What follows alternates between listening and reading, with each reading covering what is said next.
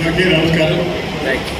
వేదికలు అనిపించిన పెద్దలు, అలాగే వేదిక ముందున్నటువంటి పెద్దలందరికీ నమస్కారం తెలియజేస్తూ, స్వరమాలిక కల్చరల్ అసోసియేషన్ మల్లికార్జున గారు జన్మభూమి నాదేశం అనే పేరుతో ఎన్టీ రామారావు గారి 102వ జయంతి ఉత్సవాల కార్యక్రమాన్ని ఇంత ఘనంగా నిర్వహించడం నిజంగా నా లాంటి వాళ్ళందరికీ ఎంతో ఆనందించే విషయం.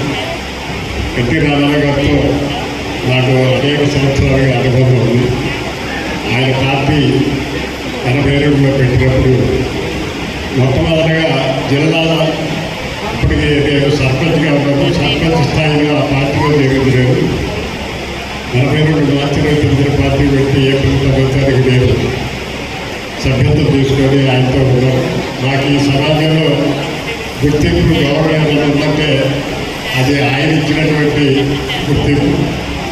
అనేక సంవత్సరాలు ఈ పార్టీలో ఆయన ఆధ్వర్యంలో జిల్లా అధ్యక్షుడిగా, అలాగే నాకు ఆయన 89లో బీటెక్ కోచింగ్ కార్పొరేట్ చైర్మన్గా, 95లో పోలీస్ సర్వీస్ కార్పొరేట్ చైర్మన్గా, రాష్ట్ర కార్యదర్శిగా, అలాగే సాంస్కృతిక విభాగానికి ఉపాధ్యక్షుడిగా అనేక బాధ్యతలు నాకు అప్పగించి నాకు సమాజంలో గుర్తింపు తెచ్చాడు.